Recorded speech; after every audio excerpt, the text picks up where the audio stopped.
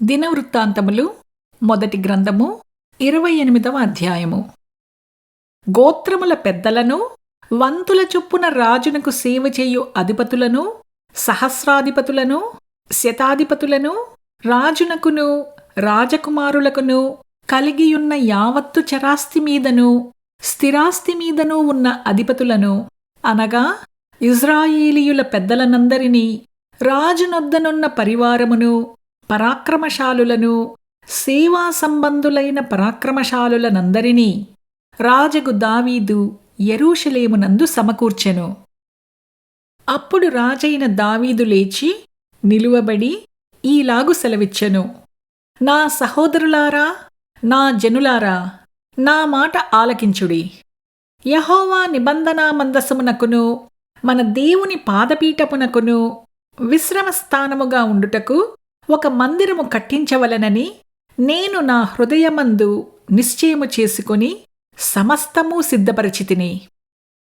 అయితే నీవు యుద్ధములు జరిగించి రక్తము ఒలికించిన వాడవు కనుక నీవు నా నామమునకు మందిరమును కట్టించకూడదని దేవుడు నాకు ఆజ్ఞ ఇచ్చెను. ఇశ్రాయేలీయుల మీద నిత్యము రాజునయుండుటకు ఇశ్రాయేలీయుల దేవుడైన యెహోవా నా తండ్రి ఇంటి వారందరిలోనూ నన్ను కోరుకొనెను.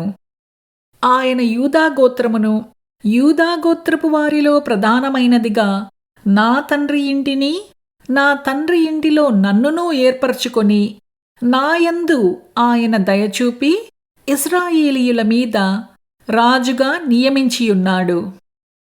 యెహోవా నాకు అనేకమంది కుమారులను దయచేసియున్నాడు. అయితే ఇశ్రాయేలీయులపైని యెహోవా రాజ్యసింహాసనము మీద కూర్చుండుటకు ఆయన నా కుమారులందరిలో సొలొమోనును కోరుకొని ఆయన నాతో ఈలాగు సెలవిచ్చెను: నేను నీ కుమారుడైన సొలొమోనును నాకు కుమారునిగా ఏర్పరచుకొనియున్నాను. నేను అతనికి తండ్రినయ్యుందును. అతడు నా మందిరమును, నా ఆవరణములను కట్టించును. మరియు నేటి దినమున చేయునట్లు అతడు ధైర్యము వహించి నా ఆజ్ఞలను, నా న్యాయవిధులను అనుసరించిన ఎడల నేనతని రాజ్యమును నిత్యము స్థిరపరచుదును. కాబట్టి మీరు ఈ మంచి దేశమును స్వాస్థ్యముగా అనుభవించి మీ తరువాత మీ సంతతి వారికి శాశ్వత స్వాస్థ్యముగా దానిని అప్పగించునట్లు మీ దేవుడైన యెహోవా మీకిచ్చిన ఆజ్ఞలన్నీయు ఎట్టివో తెలుసుకొని వాటిని గైకొనుడి అని యెహోవా సమాజమునకు చేరిన ఇశ్రాయేలీయులందరూ చూచుచుండగను, మన దేవుడు ఆలకించుచుండగను నేను మిమ్మును హెచ్చరిక చేయుచున్నాను.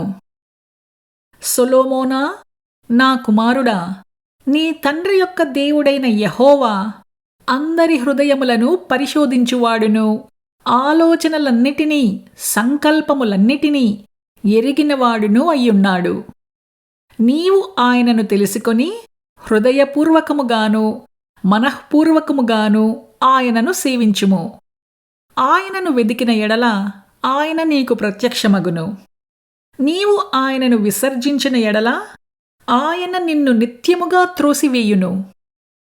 పరిశుద్ధ స్థలముగా ఉండుటకు ఒక మందిరమును కట్టించుటకై యెహోవా నిన్ను కోరుకొనిన సంగతి మనస్సునకు తెచ్చుకొని ధైర్యము వహించి పని జరిగింపుము.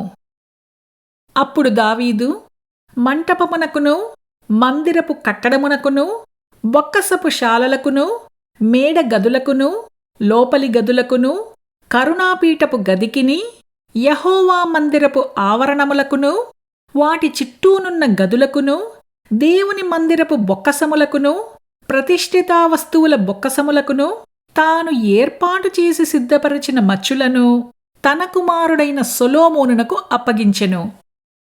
మరియు యాజకులను, లేవీయులను, సేవ చేయవలసిన వంతుల పట్టీయును, యెహోవా మందిరపు సేవను గూర్చిన పట్టీయును, యెహోవా మందిరపు సేవోపకరణముల పట్టీయును దావీదు అతనికప్పగించెను.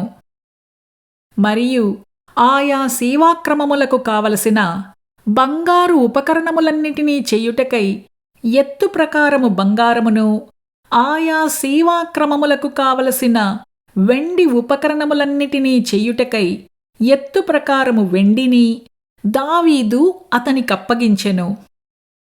బంగారు దీపస్తంభములకును వాటి బంగారు ప్రమిదలకును, ఒక్కొక్క దీపస్తంభమునకును దాని ప్రమిదలకును కావలసినంత బంగారమును ఎత్తు ప్రకారముగాను, వెండి దీపస్తంభములలో ఒక్కొక్క దీపస్తంభమునకును దాని ప్రమిదలకును కావలసినంత వెండి ఎత్తు ప్రకారముగాను, సన్నిధి రొట్టెలు ఉంచు ఒక్కొక్క బల్లకు కావలసినంత బంగారమును ఎత్తు ప్రకారముగాను, వెండి బల్లలకు కావలసినంత వెండిని, ముండ్ల కుంకులకును, గిన్నెలకును, పాత్రలకును కావలసినంత అచ్చబంగారమును, బంగారు గిన్నెలలో ఒక్కొక్క గిన్నెకు కావలసినంత బంగారమును ఎత్తు ప్రకారముగాను, వెండి గిన్నెలలో ఒక్కొక్క గిన్నెకు కావలసినంత వెండిని ఎత్తు ప్రకారముగాను, ధూపపీఠమునకు కావలసినంత పుటము వేయబడిన బంగారమును